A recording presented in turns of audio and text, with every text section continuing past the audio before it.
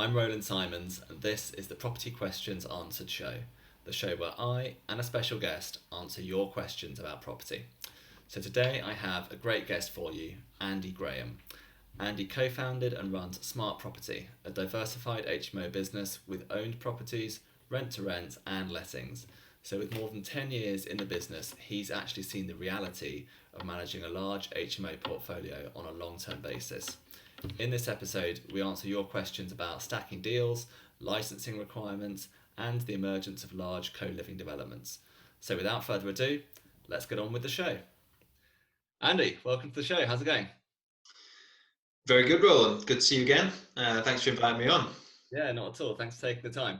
So, look, this isn't an interview show, as you know, but some people won't have that much context for sort of who you are and what you do. So, do you want to give us sort of a brief intro of, what your sort of business looks like from, when you started through to now, what that sort of like journey has looked like, but in a sort of high level form? Yeah, sure. So, I've actually been investing in HMOs for 10, 11 years.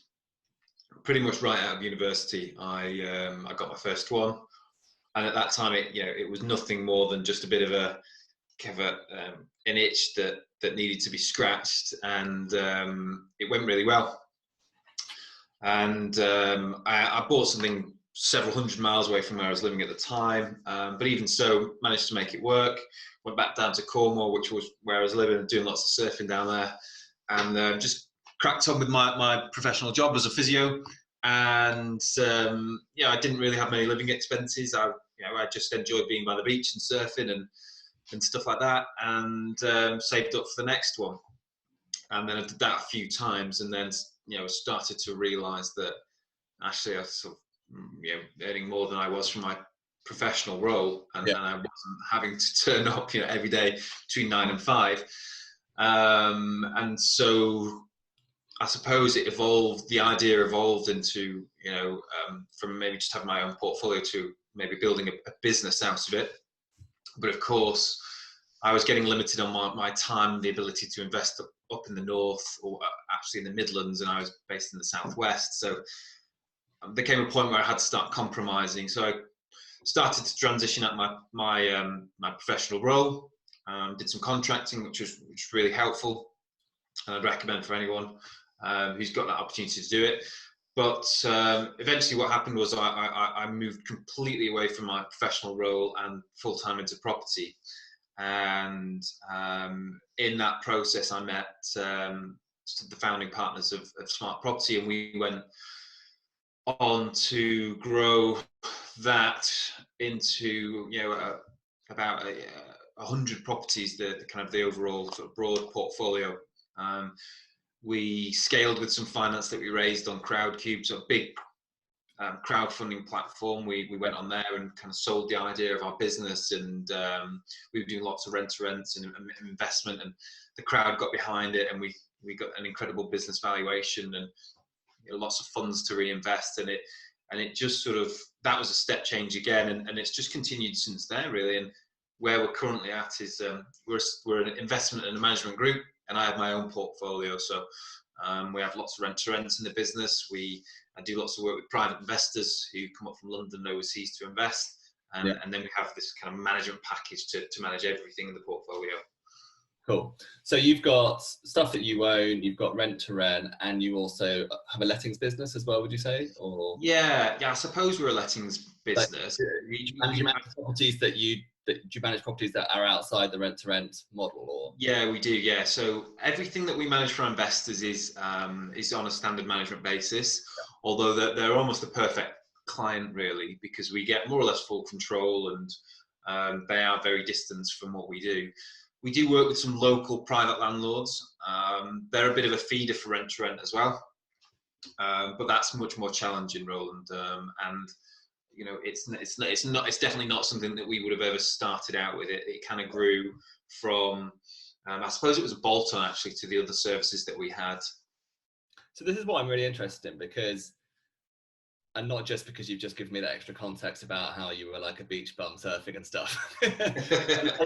You have, it seems, quite deliberately built a real business? I mean, we all treat our property investing like a business, and and it is technically, because we're all doing it in a corporate wrapper these days, or most of us. But you've got a business with a lot of moving parts, different strategies, people. Like, how many staff are in your I've got 3 permanent staff members now. We were at 6, but I've actually condensed the business, got to a level, and then started to condense it back down since then. Yeah. So what was how did you kind of decide? Was it an active decision, like, we're going to build a real business at scale here, or was it something that sort of evolved naturally / accidentally? It's a good question. I ask is because a lot of people look at property as passive, and we will both agree that it isn't, but there are degrees of passivity about how you can kind of structure that and design the business versus the lifestyle, etc. So how did you kind of like process that? Initially it was an organic thought and process that I was personally going through. My hand was almost forced, because I started investing in 2009, and it was now relatively cheap, but when you're 22 years old in 2009 and you work in the health system, it still costs 100,000, 150,000 to buy a house, and you still need those deposits plus the refurb cash. So very capital intensive, and it doesn't matter how hard you work, at some point, if you want to scale, one of the limitations is going to be the kind of finance resource. Yeah. So I suppose that had always been there, but there definitely was a point where, and I remember vividly actually sitting with my founding partner of the business. So we had an idea to grow a business, but we didn't quite know what it looked. We still didn't know what it looked like, and then we were actually delivering some property training for a friend of mine. We must be talking 6-7 years ago now, and we were staying away somewhere, and afterwards we were having a beer, and we put together a cash flow forecast of our business, and the penny dropped. Like, we just no way we were going to get anywhere near where we wanted to get without really taking the idea of collecting investment finance seriously. And it wasn't investment finance to buy the properties. We actually had that, and we've always had that. We always had investors that we could work with. It was actually finance to let the business thrive. We needed to be able to pay staff and have an office and subscriptions and systems. We needed to work on our marketing and branding campaigns, and all that was going to cost a lot of money. And we also needed a lot of money to do the rent-to-rent deals, because they were just sucking our capital up. Every time we were doing it, it was costing £10,000 or £12,000, which is our typical spend. And there's only so many £10,000 to £12,000 sitting around. You can't just do 20, 30 of them without. They sound cheap, but you need to do a lot of them, and then they all add up, right? Absolutely. So the cash flow is there, but the capital gets sucked away. So we had to take the idea of raising finance really, really seriously, and to do that, we had to take everything very seriously, full kind of plan to scale. So we did this cash flow forecast. We looked at where we wanted to be. We looked at what we were going to need, very logical. And then we put the plan together to go and do it. And it was an aggressive and quite bold plan. But yeah, we went and did the crowdfunding, the equity raise, which was hugely successful. I mean, even now I kind of pinch myself, but that's where I suppose everything got quite serious. Yeah, because these days, a lot of crowdfunding is sort of property specific, first charge, it's a development deal basically. But yours sounds like it was a sort of a corporate. Yeah. Is that right? Absolutely. Yeah. Like you might go and invest in Brewdog. In fact, it was an equity raise. That's what we did. So those guys were Brewdog were the first unicorn business on the Crowdcube platform, which is what we went on and used. So they were a unicorn business that went on to get valued at billions. Now we were valued over $1 million, but we're a long way from getting valued at $1 billion. And that's unlikely to ever happen, obviously. But it's exactly the same idea. They sold the idea and got investors to buy into their products and what they were doing, and the directors and the owners behind the business, and that's what we did. Cool. So, I mean, given you have equity investors, and I mean, this is something that you may not be able to talk about, but there's a plan therefore to grow the business and exit one day, I assume. Yeah, Yeah. there is, and the great thing about doing this sort of thing is you people invest in we've said it in it, and it's it's a cliche, but it's very true. People invest in people, so we attracted people who are invested in property and liked us as people, as business owners. So yes, there's got to be a plan to be able to exit or to see a return on the initial investment. But I think there are a number of ways that could come about. It could be through a sale. It could be through mergers and acquisitions, which, when you're looking at the lettings industry, is one of the most effective ways of rapidly scaling, which we haven't done yet, but is something I've thought about for a long time. We are in different areas, and that comes with its own challenges. So yeah, one day that's where we'd like to end up. Either selling the business or being able to merge and create a value that's such that we can sort of return through dividends to our investors and things. Cool. So I think that most people watching and listening to this, they're probably not necessarily thinking of building a business quite in the same way that you have. But even within sort of discrete property investing, there is often a tension between, doing it yourself, raising money from investors or from banks on the debt side, but nevertheless sort of doing it yourself so you 100% own everything that you do, versus going down the JV route where, your investors have got ownership in the asset and, and there's no right answer as to which is better. And it's very sort of, it both depends on your own circumstances and also what you want to get out of it. But I suppose, your experience of bringing other people into the business as long-term investors has been a positive one. And so when people are put off, when you're speaking to people who maybe are reluctant to JV on an individual property because they don't want to share or, not have control, is that something that you've kind of taken learnings from and that you advise people around? I think you said it yourself. There's no right or wrong. There's just right or wrong for you as an individual. I think it all comes back to what you personally want to try and achieve. If my goal when I'd initially set out was to be to be more or less removed from running my business and my portfolio after a year or two, putting a plan together to scale and raise equity finance was never going to be the right thing. And for me, that wasn't the case. I always wanted to grow a big business and scale something out. You do lose certain elements of control when you work with other people, whether it's a JV on a particular project or you've got partners in your business. You've got to compromise. You've got to reinvest in the business so that it can thrive. So there are pros and cons to it, like anything, but the pros to it for us massively outweighed any of the cons. It was an important and necessary measure for us to be able to scale, and it's exactly the same for people who perhaps don't want to build a big business but want to build their own portfolio and need to raise some investment to do it. JVs and working with other people is a good way of being able to do that. Makes sense. Cool. Okay, so look, switching gears a bit, and I had a few questions about this, and it's a question that I get quite a lot actually, on social media from people who are starting out around analyzing deals. And one of the good things about speaking to someone like you is that because you do put out stuff on social media, I know some of the things that you've already kind of spoken about. So you had a post I think it was a few months ago, and it was talking about in summary, it's not all about ROI. I think was basically kind of the theme of it. Yeah.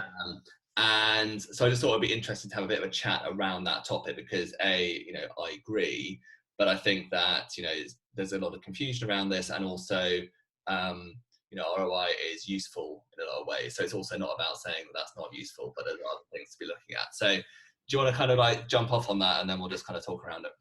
Yeah. So look, I think one of the problems that the industry has is this fixation on getting a very high return on the capital employed.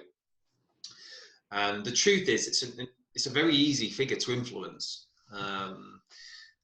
And I think we've sort of lost perspective of what a good return on investment is, or what a good return on capital employed is. And if you I like to look at the markets as a bit of a default. What's a good sort of steady return? Well, if you were getting a 10% return from your investments in kind of an index fund or something like that, tracker, you'd feel like you're doing incredibly well, and you would be. When we look at a pretty standard HMO, let's say a very prime HMO with very sensible lending on it, you're likely to come out with somewhere around a 12 to 15% return on capital employed once you put some finance on it. Yeah. And I think that's a really good return.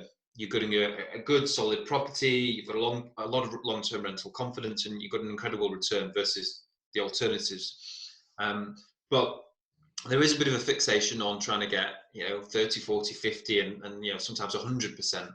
And while that's fantastic, it often does come at the expense of some of the other really important things that you need to try and achieve from a deal. One of the main things is the location and the rental confidence. There is a relationship between and I'm not saying that this is the case for everything, but there certainly is a relationship between the types of deals and projects where you can recover a lot of your cash out, let's say 100% of it, and perhaps the likelihood that the long-term rental confidence of those sorts of areas and the capital appreciation that you might get in those sorts of areas. Typically, what I'm really talking about is that these sorts of opportunities do exist, but they tend not to exist in prime areas. And prime areas is where we've got the best rental confidence, and that rental confidence gives you a very, very healthy portfolio. Things on the periphery, yes, you might get a much higher return on your capital employed for a period of time, but what happens when actually the voids start to set in because you just don't have that same supply of tenants? So it's not a one size fits all. It's a bit of a sliding scale, but I think there's not enough being spoken about there. I think the other thing is we're sort of ignoring the gross and the net yields, which are very different to the return on the capital employed, or ROI. If they're good measures of the general performance against the asset value, and if that slips too low, what it's telling us is that the deal potentially, there's some risk in the deal somewhere. So maybe if interest rates were to rise, if the net yield starts to narrow, it gets a little precarious. And again, if values start to drop, or something happened that pushed values down, when you come to refinance, there's already sort of a hint that actually there's something not quite right in the deal. So we want to keep a good balance between the gross and the net yield and the return on capital employed. And the big mistake I see a lot of people doing is squeezing as much of the equity back out of the deal by going on to 80, 90% loan to value products. What this does is give them a very good return on the capital employed, but the additional interest cost that they're paying on the mortgage, they've got more lending, washes out as a cost, and then the net yield comes down and down and down and down. Okay, so this is what this is kind of something which I think is getting missed a lot, right? Which is that, and it's basically what you're saying, the ROI can look fantastic, but it gets quite squirrely when you've got small numbers involved. Like if you get a lot of your money out, yes, your ROI is going to look fantastic, but what does the profit part of that equation look like? Is it the case that, you're one void away from, zero? What's the break even on that? So, profit margin doesn't seem to be something that gets talked about very much, but that's really what you're saying in terms of how sort of long-term defensible is that return going to be, I suppose. And for me, it's all about balance. Property is a long game, and it's very difficult to make money in the short term. And I think a lot of experienced developers will even tell you that most developers will go bust at some point, because at some point the market will be poorly timed and you'll be in, and things will go south. So you've got to be in it to play the long game. You've got to be able to weather the storms. You've got to be able to accept that the property's going to get tired and you're not going to have the same, I suppose, demand from tenants before you go in and maybe upgrade it again. And all these things cost money and it all takes time. And the aim of the game for me is building a healthy, sustainable portfolio, something that will last and work well for 10, 12 years, not something that's just going to work very well for the first 2 or 3 years that my initial fixed rate mortgage sort of works and then expires afterwards. Yeah, that makes a lot of sense. I mean, so, when, people are being told and saying all the time, I'm dispassionate about it, I just follow the numbers. So there is a danger in just following the numbers, therefore, if you're only looking for the highest ROI. How do you, if you want to focus on prime areas or higher quality areas where maybe the return on the spreadsheet out of the box doesn't look quite as good, is there a way of capturing that in numbers in a spreadsheet, or is that just where kind of your intuitive understanding of the market and what you're trying to achieve comes in? I think so. I think this is where we circle back round to, there's not a right or wrong. There's just a right or wrong for you. What's right for me may be wrong for you. I like to buy the sorts of properties that hit. I have an investment criteria, but in addition to that, I like to know that in a fire sale, I could get rid of them comfortably back to the residential market. Yeah. There are people who will buy HMOs, leverage them with commercial values that will struggle to do that, particularly in a hurry if they needed to. Yeah. So I like to know that I can just resell to the open market, to the owner-occupier market. I like to buy semi-detached and detached properties, which typically cost more on a per square foot basis anyway. So you're immediately getting a lower return. But there are other pros to those sorts of things. Obviously the liquidity factor is one of them, being able to sell them in a rush. Sometimes the capital appreciation can be a little bit better on semis and detached, depending on the size. So it's a very personal choice. So I think that it's crucial. The numbers have got to lead you. Your head has got to rule. But when you're thinking about the long-term picture, all sorts of factors come into play, where you're going to be based, whether you've got plans to have a family, traveling and things like that. It would be easy, wouldn't it, to go up into the northeast and buy lots of really cheap stock, but then you've got to think about managing it. You get a great return, but then operationally you're going to potentially have a massive headache. That's just another consideration. And the numbers can look great, but in reality, do they really? What is your time cost that's perhaps not factored into the spreadsheet? Yeah, big time. I mean, so another one that people ask around a lot is, should I go straight to HMOs, or should I do, follow the more typical advice of, start with renovating a flat, then renovate a house, then eventually work up to HMOs? And my answer is actually generally, don't be too scared of doing an HMO renovation. It's really like a house with a bit of extra fire regs. The bit you need to be scared about is owning it afterwards. Yeah, managing it. Yeah. I jumped straight into HMO. It was the first thing I bought. Yeah. And I didn't know the first thing about it. I mean, I did not know anything about it. My experience of HMOs was being a student 2 years before. That was it. Yeah. And I made it work. And I'm not a genius. So I think one of the big considerations there, though, is now, and this has changed since I was buying 10 years ago, is the lending criteria. Yeah. I don't personally know, because it's not something I've come up against, but I have heard, I've been told by other people that some lenders won't give people who don't have landlord experience a HMO mortgage. Yeah. I've heard that as well, actually. And I think there probably is some truth in that. And I can see the logic in it, but I still think it is illogical, because there's not really kind of an objective measure to say, okay, you've got enough experience now, so you can manage HMO. I think it's just I don't see what I mean. I mean, so I've heard of this as well from certain lenders who have this criteria. Now, basically, what they're saying is, if you have owned a buy-to-let flat which an agent has run for you, you are therefore qualified to manage your own Yeah, HMO. And it's like, what did you learn by giving this one-bed flat to an agent? Like nothing, right?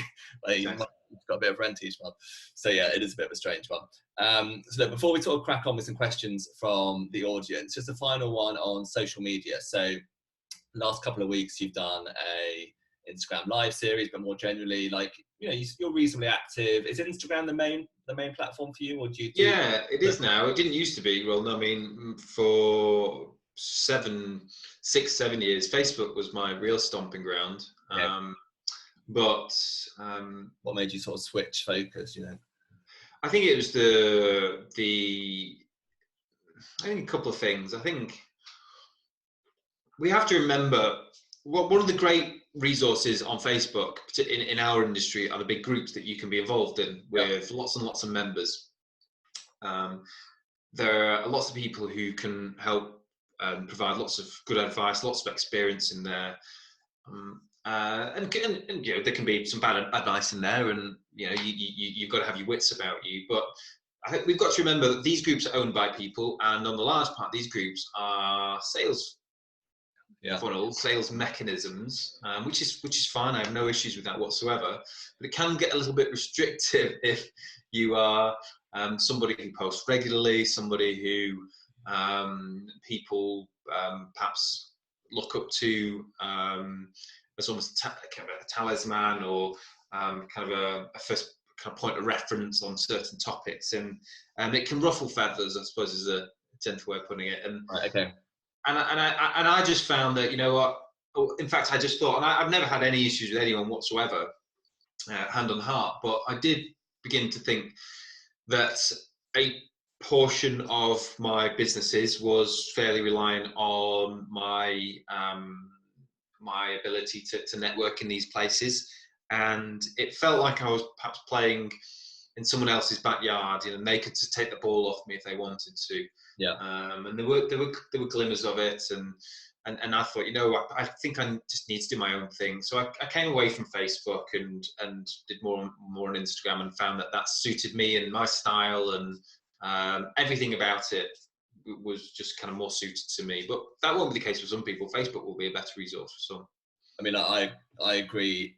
Apart from anything else, like Facebook is just and LinkedIn actually. You know, I think a lot of us feel we should be doing more on LinkedIn, but it's one of these interfaces where there's just like notifications in every corner of the screen. It's a fire hose, and yeah, it just hurts my head to even look at it. So, you know, yes, there's a business reason for doing these things, but you know, you need to, if you're going to do it, if you're doing it yourself, especially, you need to enjoy it, or at least be able to tolerate it, right?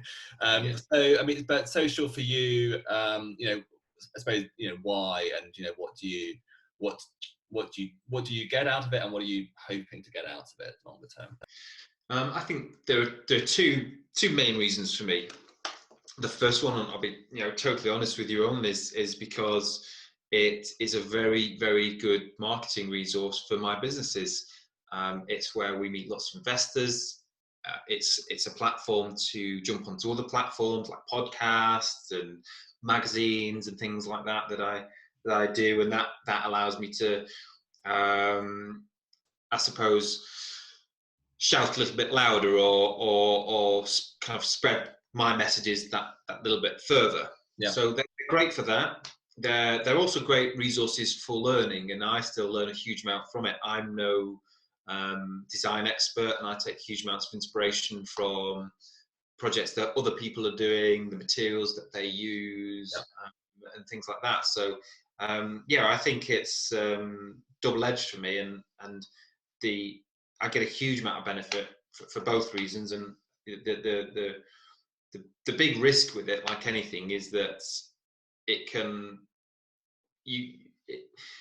there's the productivity element, right? Where you've just got to be able to keep a track on what value you're really getting from it, and that can be hard with social media. You can very easily end up down an Instagram hole, can't you?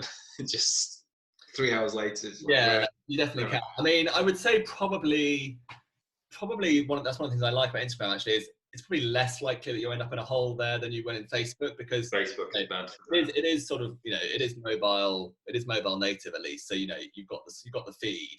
you can obviously start clicking on, hashtags and stuff and get lost, but it's not quite such a, the temptation to do that is not quite so bad, I would say, than with some of the other ones. But yeah, I mean, that makes a lot of sense. I mean, I think it's probably the same for me, which is there's the sort of the personal, which is it's quite fun, and it's nice. On your point about taking inspiration from people, what I like about it is because you can go on any kind of Pinterest or whatever and find interior design stuff, and that's all well and good, but A, half of it's a CGI anyway, and B, okay, but how do I do this on a budget? So when you actually are looking at people who are doing stuff and you kind of know that they're working to budgets and what sort of budget those are, then you can kind of get ideas of what's achievable. So I think that's absolutely right. I think it's tangible. It's so easy on Instagram to reach out and drop someone a message and ask them a question, and if they've got time, they'll respond to you. And I like that as well, and I get the same from people. I mean, for me, the investing thing is kind of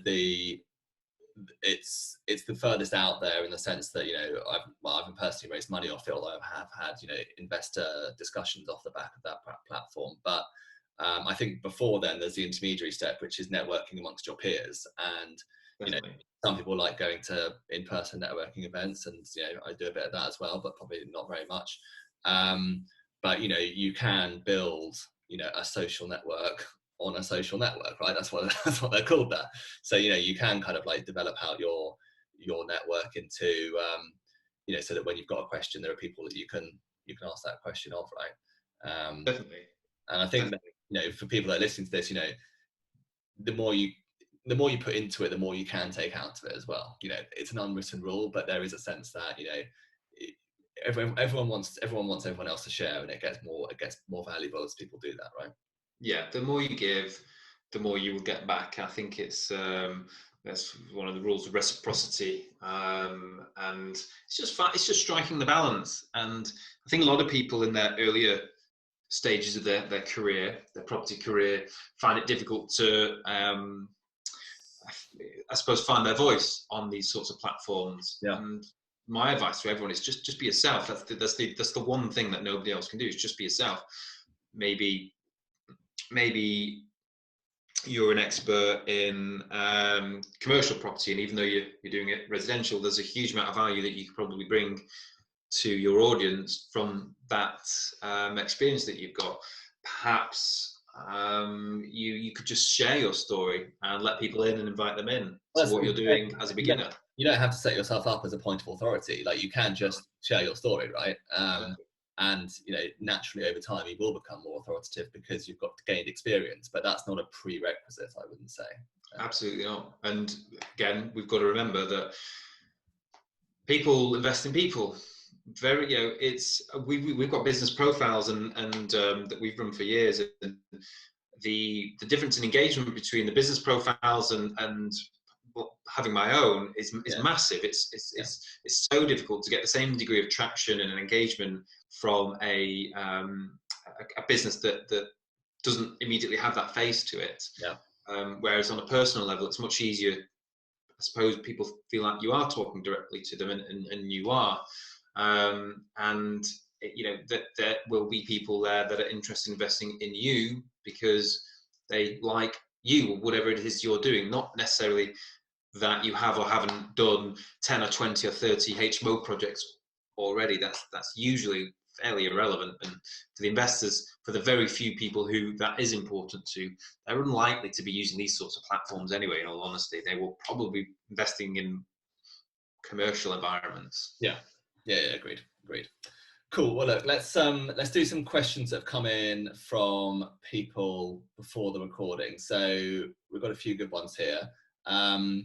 One from Jennifer Wilshire at Jen Harkin68. So she asks how, and this is quite specific, but I think there's a broader one to sort of tackle here. How many people in your HMO before you have to add 2 hobs in the kitchen? So that's very, very specific. But I think that, well, in my experience, it's between 5 and 6 people. It's kind of one set of kitchen facilities. That's pretty much your experience as well. Mm-hmm. Yeah. So the actual default position on this is to look at your local amenity standards. Exactly. So the national guidelines will tell you, but it doesn't really mean much, because your local council will more than likely impose some additional requirements on that. So generally speaking, within the authorities that I've got HMOs, which is several, at 6 they generally want five hob units. So not necessarily 2 ovens. No, sorry, 5 hob units, and they'll be happy with a double oven. Yeah. We've got some where they've not been quite happy with that, but when we've given them a microwave or another microwave, they've been happy with that. Yeah. So there are usually pretty black and white guidelines given by documented in the local amenity standards, but there's usually a conversation to have as well. And I think a lot of people rush, chuck 2 hobs in, 2 ovens, kind of double stack. They don't look that great, and you need a big old kitchen space to make it work. So, typically in the houses that we buy, the 5 and 6 beds, the actual size isn't that different, particularly in the communal areas. That just wouldn't really work in many of them, to be honest, Roland. So, we have to do alternatives. So I think the answer for Jennifer and other people is Google, HMO standards and then the name of your council, and you will find the PDF. Sometimes you have to just Google it like that, because if you try and find it through the council's website, you never will find it. Yeah. The .gov website is the hub. So you go to the .gov website, you can kind of get into any one of them from there. Yeah. And then, as you say, even then the PDF might not be completely clear, particularly when you're going over 5 people. So, I mean, what I always do, and what I tell people to do as well, is, try and get the HMO officer to come out to the house before or during the refurb to actually be on the spec. Is that something that you do as well? I mean, every time there's just no reason why you wouldn't do it. It can be such a useful thing to do, because not only are you getting it kind of straight from the horse's mouth, but you're also getting an opportunity to build a bit of a relationship and a rapport with your local officer, which is incredibly important. Yeah. And then when you do potentially need to have those discussions about certain conditions that they maybe impose on you, like putting another oven in or something like that, you can have conversations about that. And there often is some flexibility, because what people don't realize is a lot of the guidance is fairly grade. Yeah. And well, if you're producing this, if you're providing this and that over there, then okay, I think we could compromise on that. There is definitely an element of that. Some authorities and some inspectors, it depends. Like some won't allow you to build rapport. But I completely agree. Like it's much better to get them warmed up to you, particularly if it's your first time in a certain council. Get them in, meet them, and then when your application for the license goes in, it's not a cold. It's a warmed up situation, right? And they're sort of bought into the whole process anyway, because they've been there at the start, and they've said, if you do this, this and that, then we'll give you the license. Well, guess what? I did this and that. So, we're kind of, it should be pretty straightforward. Cool. So another question from, I don't know the name, but at WA Sykes, how do you find architects that give both value and expertise? So I suppose the reason I chose this one is because architects is one of those things that people use in different ways on the sort of stuff that we do. And I think there's an assumption that you always have to have an architect. So would you use an architect on every refurb that you do? If there's no, not at all. So we'll use an architect. I'll use an architect when usually when there's a planning consideration as well. So if planning or building regs need to be involved, then that's when I'll get an architect involved. So I suppose sort of at if we look at the more simple stuff, even a dormer, or a garage conversion, maybe to a bedroom, there's a lot of technical stuff that needs to be considered there, including loading and levels and things like that. The kind of the usable space once you've accounted for insulation and boarding and things like that. And what I find is that when you use those guys, you just get a very black and white picture of of what you're going to be, what you need to do, and what you'll be left with by doing that. And particularly when we're looking at amenity standards, space sizes, adding rooms, it's incredibly important that we know exactly the size of the rooms that we're going to end up with. Yeah. It's a bit of a gamble if you're just going to kind of guess that.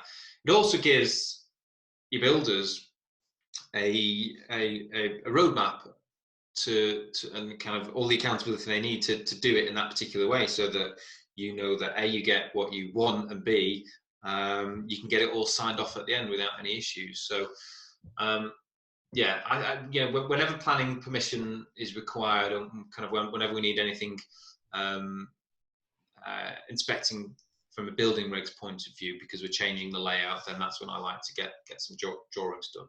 Yeah, agreed. I mean, I think that, if you're doing something with building, which needs building regs sign off, then you're going to need to get, building regs drawings done. There's no sort of getting around that. I think that where some people seem to get frustrated is, particularly when you're doing an HMO and you're changing layouts, but it could be any type of project, you're always wanting to have another look at, well, what if we did this, or lots of permutations generally. So sometimes with an architect, that sort of back and forth can get either quite slow or expensive.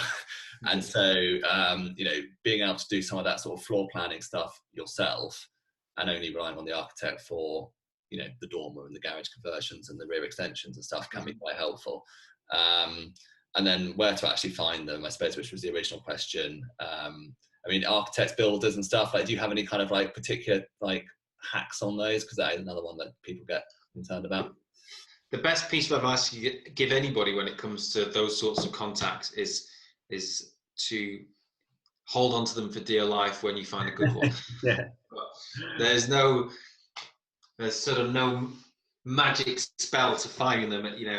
Like most things, the reliable people generally come by word of mouth, and unfortunately not the back of the newspaper or on rated people and things like that. Yeah, you've got to kiss a few frogs, I think, Roland, to be honest, mate. Word of mouth can be tricky. Never one wants to share their good builds and get them too busy. But I wonder, I mean, I have not actually done this myself, but I did hear it recently. I did quite like it, which is that, if you're looking for builders particularly, walk around the streets around, where your project is and see what other builders there are working around, and walk in and talk to them. And if they're a dick, then, walk on. And if they seem quite nice and friendly and helpful, then, at least you found someone to talk to. Because I agree, if you start in, I find these websites like Check a Trade or whatever, I mean, like, you search and you get, 1,000 results, and it's like, well, where do I even start? So it's overwhelming, and you've got to ask yourself, why would a good tradesman need to advertise their services somewhere like that? The reality is they don't. Good tradesman's booked up. Agreed. I don't actually know who sent this one in, but it is an interesting one. And given that you've got sort of some, sophisticated investors in your business, there'll be something that's come up, I'm sure. So this person says they're interested in HMOs, but they're worried that big co-living developments could disrupt the market. What do you think about that? Yeah, it's. I think it's the one big question that remains unanswered, and ultimately, only time will tell.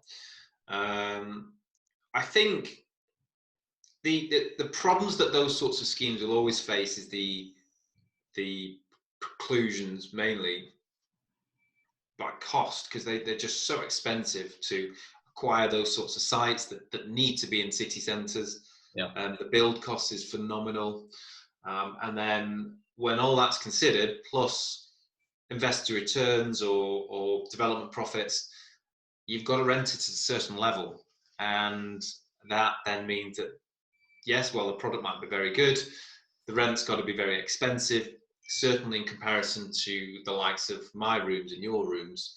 So, and at the end of the day, the number one driver, for young people who are choosing their accommodation is still budget value. They'll look for value for money, and they'll have a budget to stick to.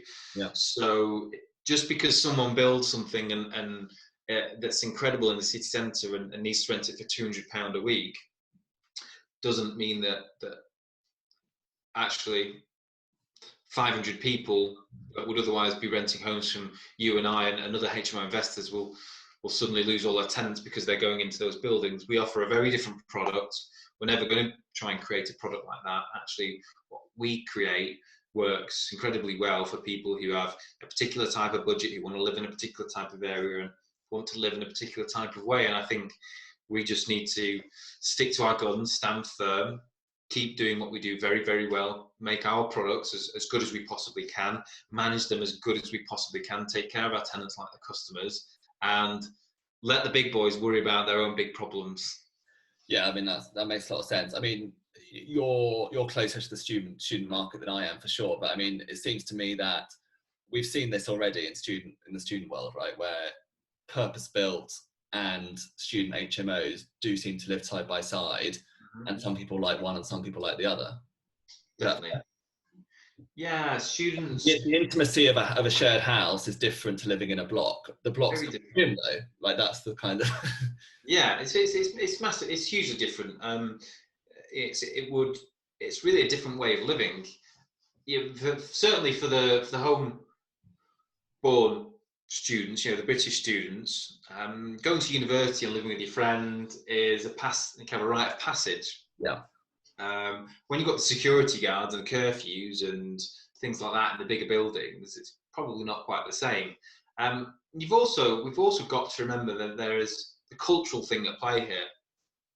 Students are have their own student culture. They like to live, amongst each other. They like to do similar things. Yeah. In the blocks, that's happening as well, but there is a slightly different international culture that's perhaps a bit more apparent, and so they tend to, generally speaking, like to live and be around people from the same parts of the world. Maybe they have the same native tongue and things like that. So there's also that's going on as well, and I think there's nothing wrong with that. That's absolutely fine. But certainly for the foreseeable, I think the blocks and the big PBSA will continue to attract the overseas students and the first year students who are reading, back at home before university starts with mum and dad looking at the glossy brochures. But then after that, I think the good old kind of British culture will reign strong, and students and young people will still want to live in homes with other young people.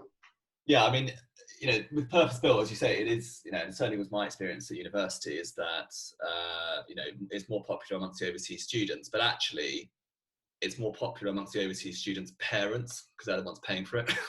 So they like the fact that it's, the counterparty in this contract is a bigger organisation. It's not some, private dude you found in Gumtree or whatever.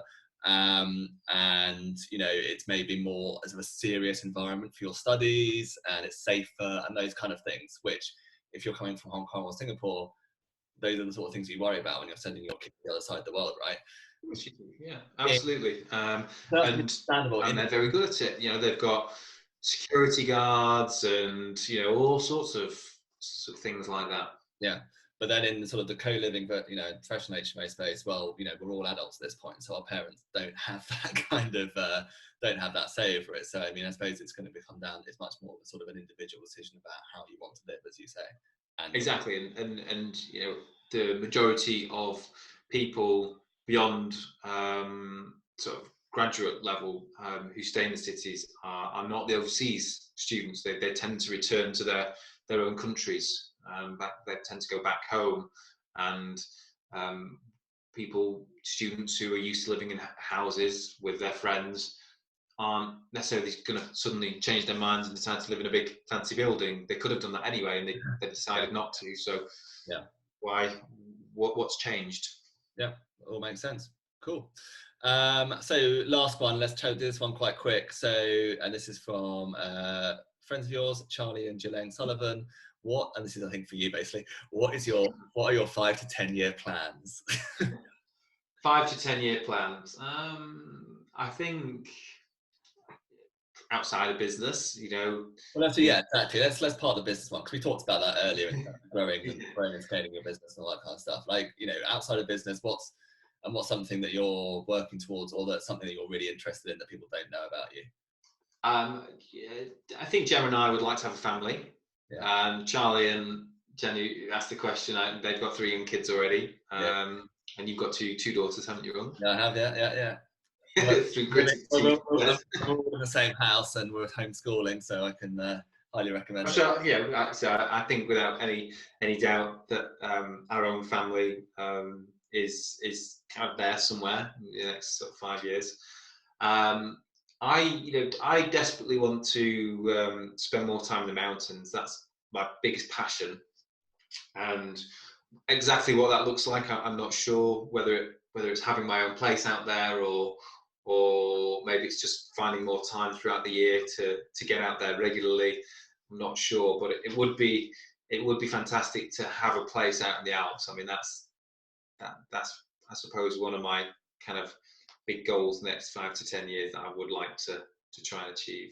Are you into the sort of vision boarding and like mapping this stuff out, or do you sort of focus on, what's immediately in front of you? And I generally don't think too far ahead, and in part that's been a conscious decision, because I think I did do when I was younger, and then found that years were just passing by, and yes, I've made lots of progress in the businesses and things like that, but what did that mean? And perhaps lost a bit of perspective on what that progress meant. right. The top line had grown, but so the bottom line. So I think just being present and enjoying the process now more is absolutely the most important thing to me, without any doubt.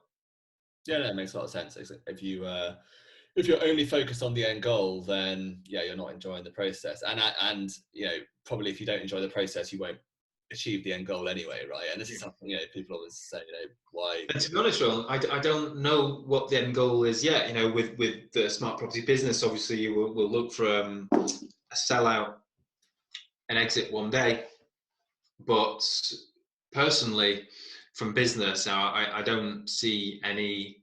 There's nothing that really sort of stands out as me. I'm not looking to exit, business or anything like that. I'm not looking to go reduce the time I've got to spend doing what I do. I love it. So maybe just a slightly better balance. Well, that will be on you if you have kids. Anyway, all right, listen, we should probably leave it there because I've taken up a lot of your time. But Andy, thank you so much for coming on the show. And I hope everybody's really enjoyed this. Thanks very much. Thank you, Roland. Bye. So there you go, guys. I hope you enjoyed that as much as I did. A huge thank you to Andy for his time. And if you want to get in touch with him, I've tagged up his social links in the show notes, so go give him a follow. I've got some more brilliant guests lined up for season 1, so don't forget to subscribe to be notified when the next show drops, and I'll see you on the next episode. Bye.